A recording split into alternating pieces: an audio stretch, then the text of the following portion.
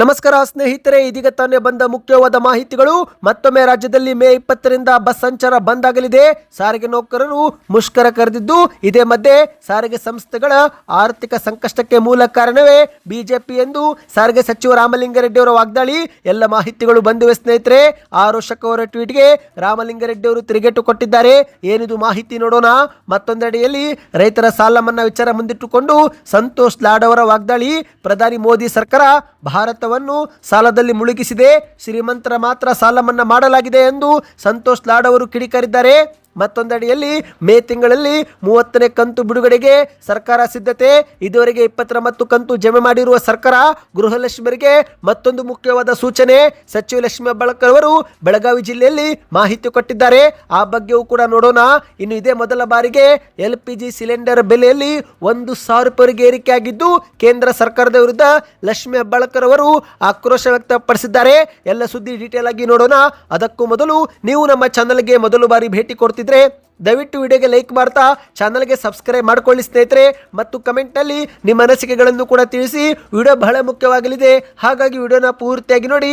ಈ ಒಂದು ವಿಡಿಯೋ ನಿಮಗೆ ಇಷ್ಟವೆನಿಸಿದ್ರೆ ನಿಮ್ಮ ಗೆಳೆಯರಿಗೂ ಕೂಡ ನೀವು ಶೇರ್ ಮಾಡಿ. ಬನ್ನಿ ಸ್ನೇಹಿತರೆ, ಎಲ್ಲ ಮಾಹಿತಿಗಳನ್ನು ಡೀಟೇಲ್ ಆಗಿ ನೋಡೋಣ. ಇದೀಗ ಬರುವಂತಹ ಮೇ 20ರಿಂದ ಕರ್ನಾಟಕದಲ್ಲಿ ಮತ್ತೊಮ್ಮೆ ಬಸ್ ಸಂಚಾರದಲ್ಲಿ ಸಮಸ್ಯೆ ಆಗಲಿದೆ. ಹೌದು, ಯಾಕಂದ್ರೆ ಈ ಬಾರಿ ಮತ್ತೊಮ್ಮೆ ಅನಿರ್ದಿಷ್ಟಾವಧಿ ಮುಷ್ಕರ ಮಾಡಲು ಸಾರಿಗೆ ನೌಕರರು ತೀರ್ಮಾನಿಸಿದ್ದಾರೆ. ಹೌದು, ಸರ್ಕಾರದಿಂದ ಬೇಡಿಕೆ ಈಡೇರದ ಹಿನ್ನೆಲೆಯಲ್ಲಿ ಮತ್ತೊಮ್ಮೆ ಮುಷ್ಕರ ಮಾಡಲು ಸಾರಿಗೆ ನೌಕರರು ಸಜ್ಜಾಗುತ್ತಿದ್ದಾರೆ. ಇದೇ ಮಧ್ಯೆ ಸಾರಿಗೆ ಸಚಿವ ರಾಮಲಿಂಗಾರೆಡ್ಡಿ ಅವರು ಮಾತನಾಡಿ ಬಿಜೆಪಿಯವರ ವಿರುದ್ಧ ವಾಗ್ದಾಳಿ ಮಾಡಿದ್ದಾರೆ. ಸಾರಿಗೆ ಸಂಸ್ಥೆಗಳ ಇಂದಿನ ಆರ್ಥಿಕ ದುಸ್ಥಿತಿ ಮತ್ತು ನೌಕರರ ಸಮಸ್ಯೆಗಳಿಗೆ ಬಿಜೆಪಿ ಆಡಳಿತಾವಧಿಯಲ್ಲಿ ತೆಗೆದುಕೊಂಡ ತಪ್ಪು ನಿರ್ಧಾರಗಳೇ ಕಾರಣ ಎಂದು ಸಚಿವ ರಾಮಲಿಂಗಾರೆಡ್ಡಿ ಅವರು ಕಿಡಿಕಾರಿದ್ದಾರೆ. ಅಷ್ಟು ಮಾತ್ರವಲ್ಲ, ಬಿಜೆಪಿಯ ಆರೋಷಕ್ ಮಾಡಿರುವ ಸಾಮಾಜಿಕ ಜಾಲತಾಣದ ಟ್ವೀಟ್ಗೂ ಕೂಡ ಪ್ರತಿಕ್ರಿಯೆ ಕೊಟ್ಟಿದ್ದಾರೆ. ಹೌದು ಸ್ನೇಹಿತರೆ, ನೀವು ಮೊದಲಿಗೆ ಒಂದು ಟ್ವೀಟ್ ನೋಡ್ತಿರಬಹುದು. ಇದು ವಿಪಕ್ಷ ನಾಯಕರಾಗಿರುವ ಆರೋಷಕ್ ಅವರೇ ಮಾಡಿದ ಟ್ವೀಟ್ ಆಗಿದೆ. ಕಾಂಗ್ರೆಸ್ ಸರ್ಕಾರ ಅಧಿಕಾರಕ್ಕೆ ಬಂದ ಬಳಿಕ ಮುಷ್ಕರ ಪ್ರತಿಭಟನೆಗಳು ಸಾಮಾನ್ಯವಾಗಿದೆ. ಕಾಂಗ್ರೆಸ್ ಸರ್ಕಾರದ ಆಡಳಿತಕ್ಕೆ ರಾಜ್ಯವೇ ರೋಸಿ ಹೋಗಿದೆ. ಕಾಂಗ್ರೆಸ್ ಜಾರಿಗೊಳಿಸಿರುವ ಮಹಿಳೆಯರ ಉಚಿತ ಬಸ್ ಪ್ರಯಾಣ ಯೋಜನೆ ಶಕ್ತಿಯಿಂದಾಗಿ ಸಾರಿಗೆ ಇಲಾಖೆ ನೌಕರರು ಹೈರಾಣಿಯಾಗಿ ಹೋಗಿದ್ದಾರೆ, ಮಾನಸಿಕ ಹಿಂಸೆ ಅನುಭವಿಸುತ್ತಿದ್ದಾರೆ. ಶಕ್ತಿ ಯೋಜನೆಯಿಂದಾಗಿ ಸಾರಿಗೆ ಇಲಾಖೆಯ ಶಕ್ತಿ ಕುಂದಿದ್ದು, ರಾಜ್ಯ ರಸ್ತೆ ಸಾರಿಗೆ ನಿಗಮಗಳ ನೌಕರರ ಏಳಿಗೆಯ ಬಗ್ಗೆ ಯೋಚಿಸಲು ಕೂಡ ಆಗದಂತಹ ನಿಕೃಷ್ಟ ಹಂತವನ್ನು ಸರ್ಕಾರ ತಲುಪಿರುವುದು ದುರಂತವೇ ಸರಿ. ಸರ್ಕಾರದ ಬೇಜವಾಬ್ದಾರಿ ನಡೆಯಿಂದ ಆಕ್ರೋಶಗೊಂಡಿರುವ ಕರ್ನಾಟಕ ರಾಜ್ಯ ರಸ್ತೆ ಸಾರಿಗೆ ನಿಗಮಗಳ ಕಾರ್ಮಿಕ ಸಂಘಟನೆಗಳ ಜಂಟಿ ಕ್ರಿಯಾ ಸಮಿತಿ ಮುಷ್ಕರ ನಡೆಸಲು ನಿರ್ಧರಿಸಿದೆ. ತಮ್ಮ ಬೇಡಿಕೆ ಈಡೇರದಿದ್ರೆ ಮೇ 20ರ ನಂತರ ಕರ್ತವ್ಯಕ್ಕೆ ಹಾಜರಾಗುವುದಿಲ್ಲ ಎಂದು ಸಾರಿಗೆ ನೌಕರರು ತಿಳಿಸಿದ್ದಾರೆ. ಮುಖ್ಯಮಂತ್ರಿ ಸಿದ್ದರಾಮಯ್ಯ ಸರ್ಕಾರದ ತುಗಲತ್ತ ಆಡಳಿತದಿಂದಾಗಿ ರಾಜ್ಯದ ಜನತೆ ಮತ್ತೊಮ್ಮೆ ಸಂಕಷ್ಟಕ್ಕೆ ಒಳಗಾಗಲಿದ್ದಾರೆ ಎಂದು ವಿಪಕ್ಷ ನಾಯಕ ಆರೋಷಕ್ ಅವರು ಟ್ವೀಟ್ ಮಾಡಿದ್ದಾರೆ. ಇನ್ನು ಇದೇ ಒಂದು ಟ್ವೀಟ್ಗೆ ಸಾರಿಗೆ ಸಚಿವ ರಾಮಲಿಂಗಾರೆಡ್ಡಿ ಅವರು ಅಂಕಿಅಂಶ ಸಮೇತ ತಿರುಗೇಟು ಕೊಟ್ಟಿದ್ದಾರೆ. ಹೌದು, ಈಗ ನೀವು ಸ್ಕ್ರೀನ್ ಮೇಲೆ ಒಂದು ಟ್ವೀಟ್ ನೋಡ್ತಿರಬಹುದು. ಇದು ಸಾರಿಗೆ ಸಚಿವ ರಾಮಲಿಂಗಾರೆಡ್ಡಿ ಅವರು ಮಾಡಿದ ಟ್ವೀಟ್ ಆಗಿದೆ. ಬಿಜೆಪಿಯ ಆರೋಷಕ್ ಅವರೇ ತಮಗೆ ತಮ್ಮ ಅವಧಿಯಲ್ಲಿ ಸಾರಿಗೆ ಸಂಸ್ಥೆಗಳು ಉತ್ತುಂಗದ ಅಭಿವೃದ್ಧಿಯಲ್ಲಿದ್ದವು ಎಂಬ ಭ್ರಮೆಯಿಂದ ಹೊರಬನ್ನಿ. ತಾವು ಸಾರಿಗೆ ಮಂತ್ರಿ ಆಗಿದ್ದಾಗಲೇ ಮೊದಲ ಬಾರಿಗೆ ವೇತನ ಪರಿಷ್ಕರಣೆಗಾಗಿ ಮುಷ್ಕರ ಹೂಡುವ ಪದ್ಧತಿಗೆ ಅಡಿಪಾಯ ಹಾಕಿದ್ದು ತಾವು ಎಂಬುದು ಗೊತ್ತಿದೆಯಾ? ಮುಷ್ಕರದ ದಿನಾಂಕ 13 ಸೆಪ್ಟೆಂಬರ್ 2012 ಮತ್ತು 14 ಸೆಪ್ಟೆಂಬರ್ 2012. ತಮ್ಮದೇ ಬಿಜೆಪಿ ಆಡಳಿತ ಪಕ್ಷದ ಅವಧಿಯಲ್ಲಿ ಸಾರಿಗೆ ಸಂಸ್ಥೆಗಳ ಇತಿಹಾಸದಲ್ಲಿ ಮೊದಲ ಬಾರಿಗೆ 15 ದಿವಸಗಳ ಕಾಲ ಮುಷ್ಕರ ಮಾಡಿಸಿರುವ ಕೀರ್ತಿ ನಿಮಗೆ ಸಲ್ಲಬೇಕು. ನಿಮ್ಮ ಅವಧಿಯಲ್ಲಿ 2 ಬಾರಿ ಮುಷ್ಕರ ನಡೆದಿದ್ದು ಮರೆತು ಬಿಟ್ರಾ? ಮುಷ್ಕರದ ದಿನಾಂಕ 11 ಡಿಸೆಂಬರ್ 2020ರಿಂದ 14 ಡಿಸೆಂಬರ್ 2020 ಅಂದ್ರೆ 4 ದಿವಸ, ಮತ್ತು 7 ಏಪ್ರಿಲ್ 2021ರಿಂದ 21 ಏಪ್ರಿಲ್ 2021 ಅಂದ್ರೆ 15 ದಿವಸ. ಮುಷ್ಕರದ ಹೆಸರಲ್ಲಿ ಸರಿಸುಮಾರು 3,500 ನೌಕರರನ್ನು ಕೆಲಸದಿಂದ ವಜಾ ಅಮಾನತು ಮಾಡಿ FIR ಹಾಕಿಸಿ ಇಂದಿಗೂ ಅವರನ್ನು ಕೋರ್ಟು ಕಚೇರಿಗೆ ಅಲಿಸುತ್ತಿದ್ದೀರಿ. ಈಗ ಸಾರಿಗೆ ನೌಕರರ ಬಗ್ಗೆ ಅನುಕಂಪದ ಮಾತನಾಡಲು ಯಾವ ನೈತಿಕತೆ ಇದೆ ಎಂದು ಸಾರಿಗೆ ಸಚಿವ ರಾಮಲಿಂಗಾರೆಡ್ಡಿ ಅವರು ಟ್ವೀಟ್ ಮಾಡುವ ಮೂಲಕ ತಿರುಗೇಟು ಕೊಟ್ಟಿದ್ದಾರೆ. ಬನ್ನಿ ಸ್ನೇಹಿತರೆ, ಎರಡನೇ ಮಾಹಿತಿಗೆ ಹೋಗೋಣ. ಪ್ರಧಾನಿ ಮೋದಿ ಆಡಳಿತದಲ್ಲಿ ಭಾರತ ಸಾಲದಲ್ಲಿ ಮುಳುಗಿ ಹೋಗಿದೆ ಎಂದು ಕಾರ್ಮಿಕ ಇಲಾಖೆ ಸಚಿವ ಸಂತೋಷ್ ಲಾಡ್ ಅವರು ವಾಗ್ದಾಳಿ ಮಾಡಿದ್ದಾರೆ.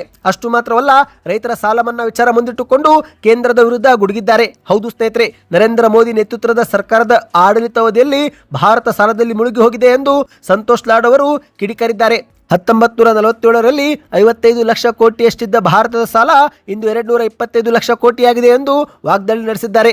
ವರ್ಷಕ್ಕೆ 2 ಕೋಟಿ ಉದ್ಯೋಗ ಕೊಡ್ತೀವಿ, ರೈತರ ಸಾಲ ಮನ್ನಾ ಮಾಡ್ತೀವಿ ಎಂಬ ಭರವಸೆಯೊಂದಿಗೆ ಅಧಿಕಾರಕ್ಕೆ ಬಂದ ಕೇಂದ್ರ ಸರ್ಕಾರ ಇದುವರೆಗೆ ರೈತರ ಸಾಲ ಮನ್ನಾ ಮಾಡಲಿಲ್ಲ.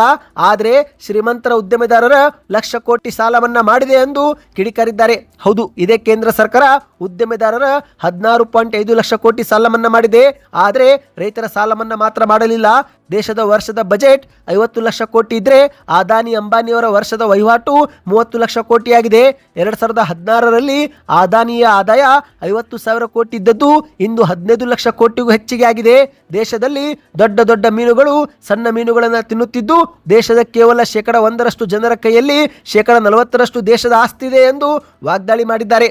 ಇಂದು ರಾಜ್ಯದ ಕಾಂಗ್ರೆಸ್ ಸರ್ಕಾರ ಬಡ ಜನತೆಗಾಗಿ 60,000 ಕೋಟಿ ಖರ್ಚು ಮಾಡ್ತಿದೆ ಎಂದು ಕೂಡ ಹೇಳಿಕೆ ಕೊಟ್ಟಿದ್ದಾರೆ. ಹೌದು, ಕರ್ನಾಟಕದ ಸಿದ್ದರಾಮಯ್ಯ ನೇತೃತ್ವದ ಕಾಂಗ್ರೆಸ್ ಸರ್ಕಾರ ಪಂಚ ಗ್ಯಾರಂಟಿ ಯೋಜನೆಗಳಿಗಾಗಿನೇ ವರ್ಷಕ್ಕೆ 60,000 ಕೋಟಿ ಖರ್ಚು ಮಾಡ್ತಾ ಇದೆ.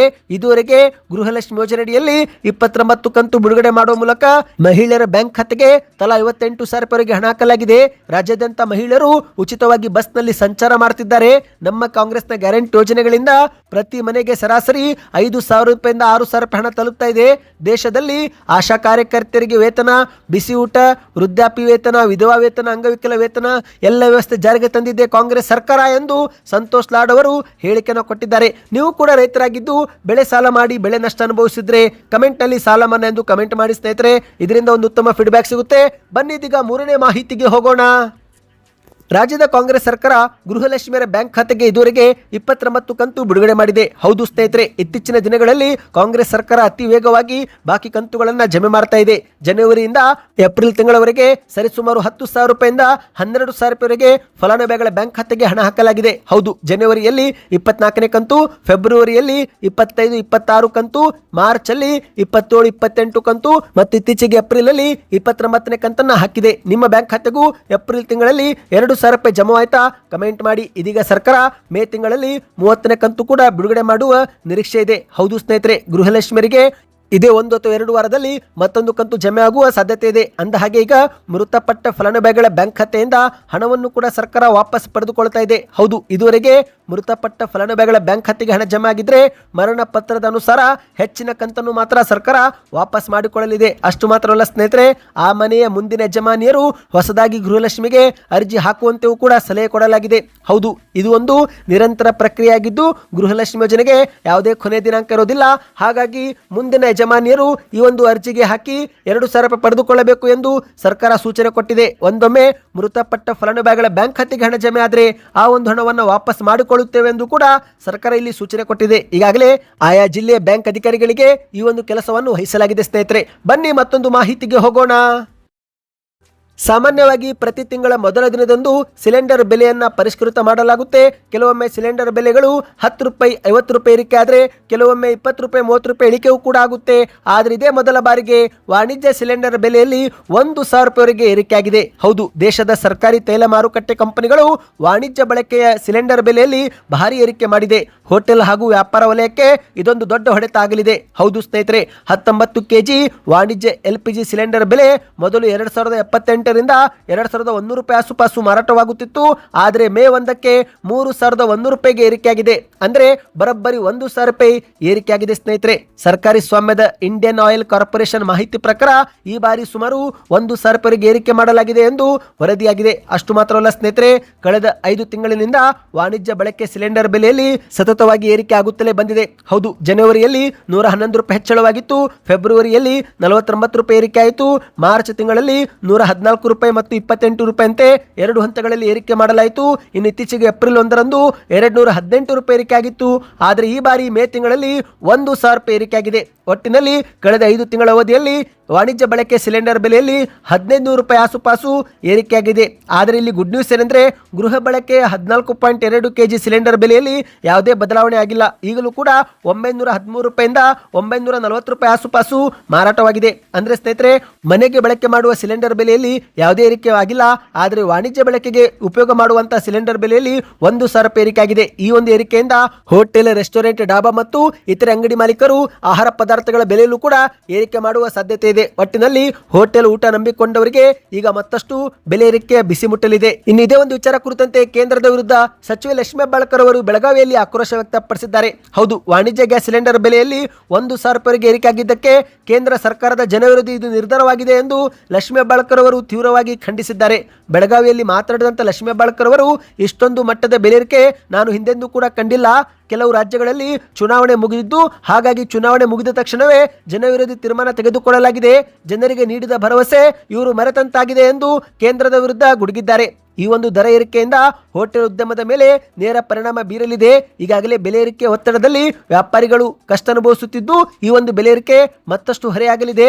ಇದರ ಪರಿಣಾಮವಾಗಿ ಹೋಟೆಲ್ ತಿಂಡಿ ಬೆಲೆಗಳು ಇನ್ನಷ್ಟು ಹೆಚ್ಚಳವಾಗುವ ಸಾಧ್ಯತೆ ಇದೆ.